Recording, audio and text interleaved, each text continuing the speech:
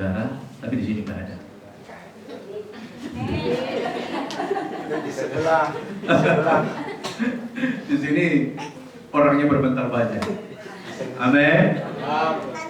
Sesuatu teguran yang tujuannya baik, kenapa sih susah amat untuk diterima? Amin. Kalau teguran nasihat yang baik itu betul-betul untuk merubah, memperbaiki keadaan, merubah kelakuan, kenapa sih susah sekali hatinya untuk menerima? Kenapa harus pakai baperan-baperan segala? Toh kamu baper juga nggak akan menyelesaikan masalah kok. Betul nggak? Kamu bawa perasaan pun tidak akan merubah keadaanmu. Justru kamu dimanapun kita pergi, kita akan selalu mengalami penolakan demi penolakan. Emang kita mau hidup sendiri? Justru ketika kita membuka hati, membuka diri, siap dikoreksi, siap ditegur, sekalipun teguran itu pedas di telinga, menyinggung perasaan, tapi itu membentuk kita untuk terus menjadi berlian. Terus kita menjadikan kita emas tadi. Amin. Jangan malah marah.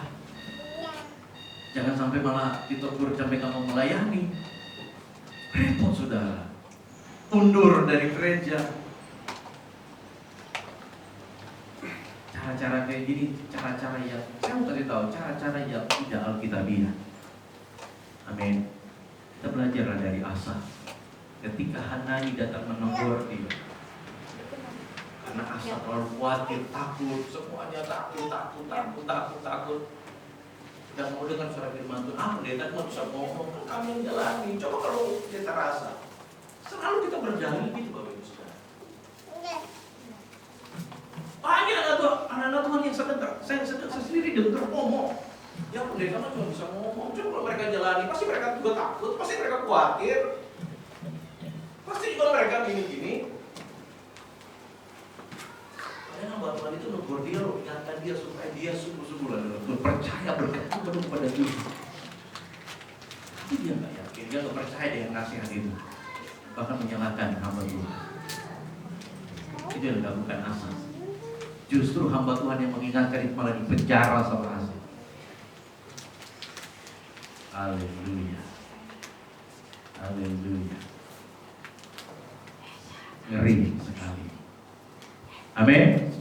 Jadi kegagalan Asa adalah dia tidak lagi mau mendengarkan nasihat, tidak lagi mau mendengarkan pesan Tuhan, tidak lagi mendengarkan arahan-arahan yang baik.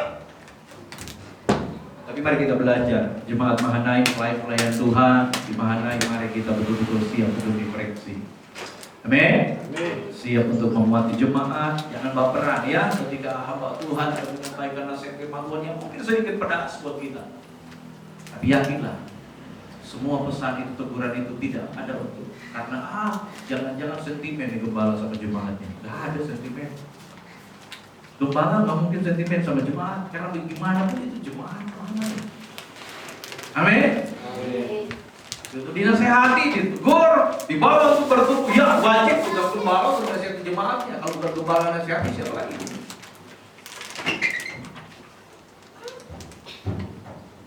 Asa tidak lagi mau mendengarkan teguran. Yang ketiga, kegagalan Asa, Bapak Ibu Saudara. Kegagalan yang ketiga oleh Asa, 2 Tawarik pasal 16 ayat 10. Ayo Bang, 2 Tawarik 16 ayat 10. Kita lihat kegagalan Asa yang ketiga. Apa? Maka sakit hatilah Asa karena perkataan melihat itu. Kegagalan yang ketiga adalah Asa ini mudah sekali untuk sakit hati.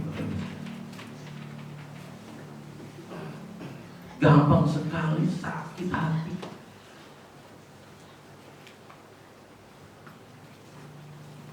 Sakit hati sih boleh. Semua kita pasti pernah sakit hati, betul ya? Pernah gak sakit hati Bapak Ibu? Saya pun pernah sakit hati. Sakitnya tuh di sini. Suka ada lagunya kan? Artinya semua kita mengalami hal yang sama, manusiawi. Boleh gak dosa gak sakit hati? Enggak dosa. Bapak Ibu mau sakit hati boleh, silakan sakit hati. Tapi sakit hati yang bagaimana? bisa memberikan solusi, bisa mengatasi rasa sakit hati itu. Kita masih mampu menguasai diri. Sakit hati sih sakit hati, tapi kita cari obatnya. Amin. Apa obatnya? Apa obat sakit hati? Ada yang tahu resepnya? Bagi dong. Hah? Apa obat sakit hati? Apa kata Alkitab? Apa kata obat yang manjur? Hati yang gembira. Happiness. Hati yang gembira. Ketika kita happy, sakit hati hilang. Makanya banyak orang yang sakit hati, dia cari happiness-nya kemana? Ke dunia. Betul nggak? Ditinggal pacar, dia pergi ke bar, diskotik, dia minum, wah, angkat tangan. Sakit hatinya terobati nggak? Di situ terobati. Dia lampiaskan di situ. Terobati, saat itu pulang, kamu lagi. Benar ya? Lampiaskan sakit hati kemana lagi? Saudara bisa jabarkan, gimana kita bisa lampiaskan sakit hati kita? Orang-orang dunia banyak sekali cara-cara mereka untuk melepaskan rasa sakit hati. Dengan cara-cara dunia, ada yang main cewek, betul? Ada yang larinya ke judi, ada yang larinya macam-macam. Ada yang suka olahraga dilampiaskan. Ada yang, kalau sakit hati saya makan. Makan saya banyak. Wah, makanya darah tinggi jadinya. Iya kan? Kalau saya lagi ngambek marah, makan saya banyak, sudah. Haleluya. Tapi buat kita, cara melampiaskan rasa sakit hati kita tidak lari ke hal-hal dunia. Amin. Apa yang harus kita lakukan? Hati yang gembira kita lakukan dengan cara-cara yang sifatnya rohani. Amin. Ada banyak cara-cara yang rohani yang bisa kita lakukan untuk mengobati rasa sakit hati. Karena itulah Alkitab bilang, hati yang gembira adalah obat yang manjur. Kita kan lagunya. Obat yang manjur, hati yang gembira. Lepaskan segala rasa sakit hati. Datang kepada Tuhan, ambil gitarmu, nyanyikan, bunyikan, nyanyi praise, muji Tuhan, nyembah, nangis dan curhat di depan Tuhan, terobati sakit hati. Saya yakin, lagi marahan sama istri, ambil gitar berdoa, Tuhan, bukan aku, curhatlah ke Tuhan. Itu menjamah hati kita. Saya yakin 100% di situ Tuhan bicara, udah berdiri peluk istri. Hari itu terjadi rekonsiliasi, perdamaian. Tapi kalau kita terus mengeraskan hati, sakit hati terus kita biarkan, sulit mengampuni, gengsi naik, biar dia duluan minta maaf. Biar dia duluan. Kalau dia nggak mau gimana? Dua-dua keras, lalu kita bilang biar dia dulu. Dua-dua nggak mau, saudara. Dua-dua mempertahankan ego. Apa yang terjadi, saudara? Nggak ada rekonsiliasi.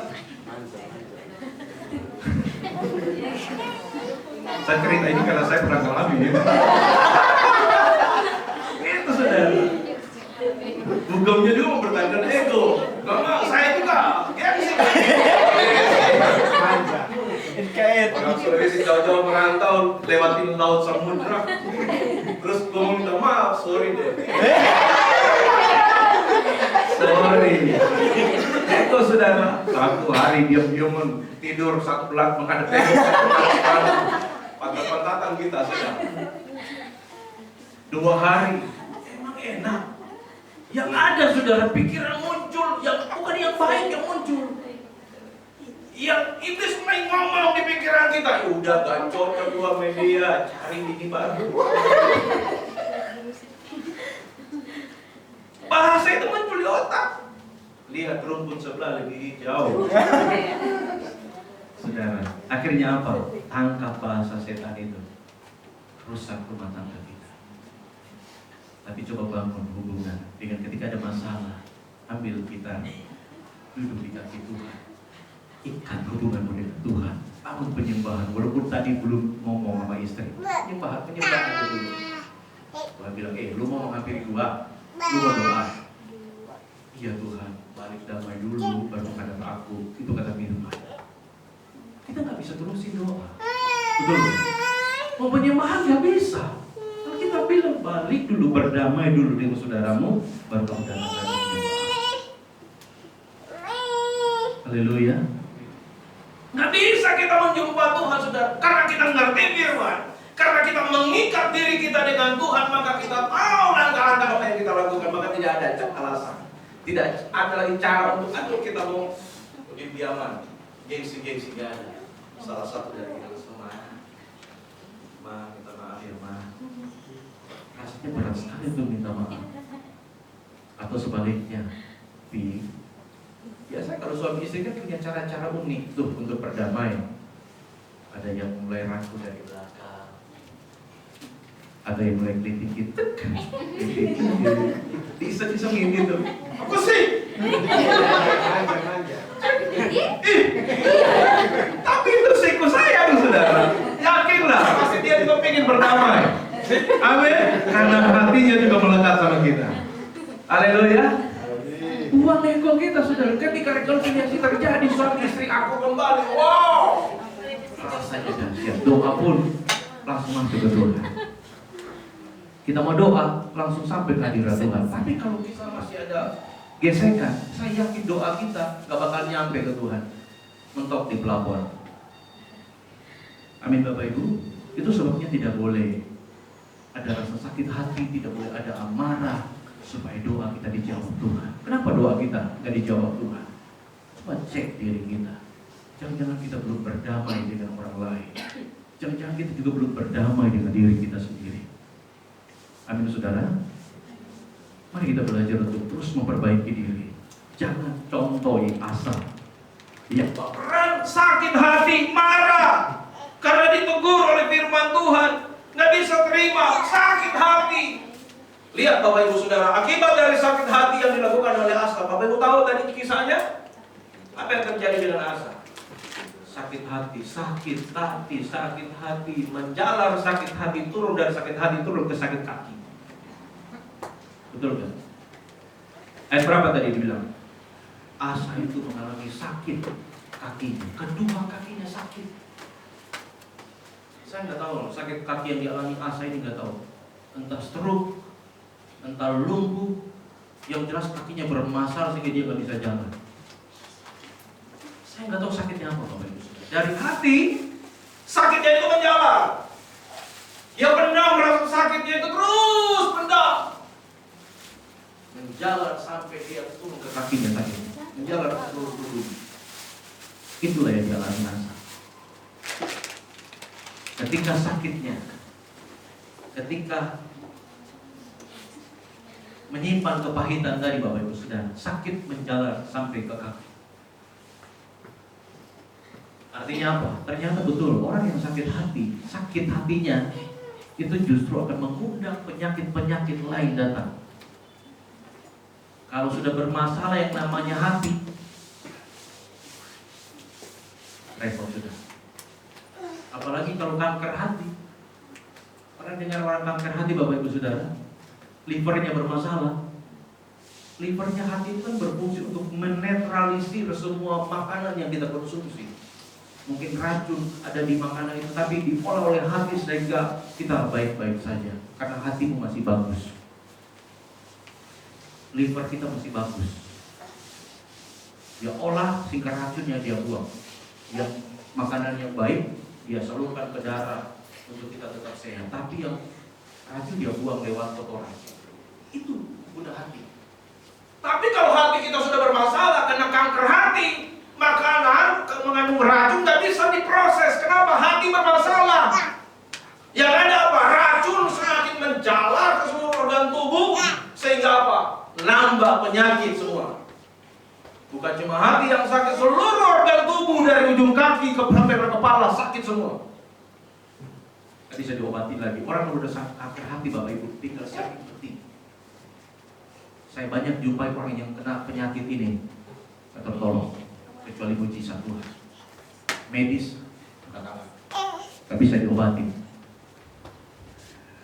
Kenapa? Karena nggak bisa lagi dia mau makan apapun racun, numpuk di badan. Karena makanan itu kan kita nggak tahu.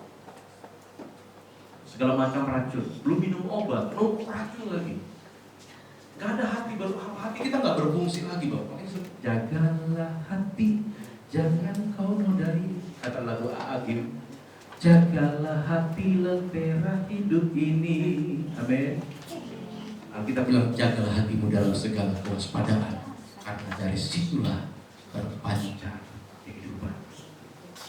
Hati punya peranan penting dalam hidup kita. Sebabnya jangan buat hatimu gampang sakit, gampang baper, nanti terus sakit-sakit seperti Asa yang terus menjalar dan tidak ada obatnya sampai kepada pembaringan kematian.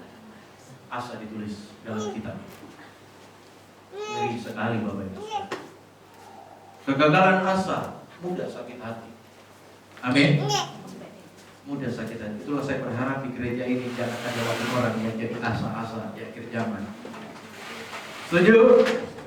Tidak ada lagi orang di gereja ini yang gampang sakit hati. Amin. Karena sakit hati akan menjalar ke kaki. Amin.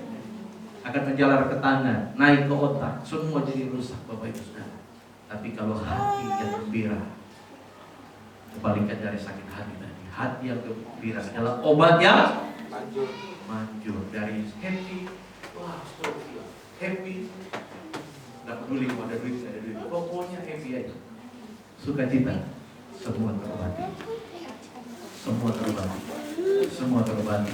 Amin. Secara fisik saya ini ada sedikit masalah di kesehatan saya, tapi saya mau belajar untuk happy. Saya mau belajar untuk tetap happy. Saya mau belajar tetap sukacita aja. Nggak usah pikirin dengan penyakit ya, berusaha. Tapi bukan ngandalin dokter sih. Tetap doa Tuhan berkati obat yang saya minum supaya mendatangkan kesembuhan. Tuhan dulu. Saya nggak bilang Bapak Ibu Saudara stop minum obat, doa aja sembuh. Enggak. Ke dokter tetap. Saya ke dokter juga. Tapi nggak boleh larinya ke dukun. Amin.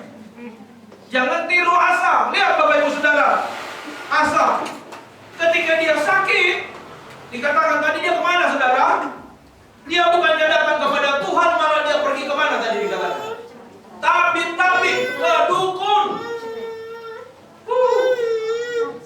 Jujur, siapa yang sampai hari ini masih pergi ke dukun? Gak ada. Puji Tuhan. Keren. Jangan boleh. Amin. Kalau kita sakit, kemana saudara harus pergi? Harus datang kepada Tuhan, minta petunjuk doa. Tuhan sembuhkan penyakitku.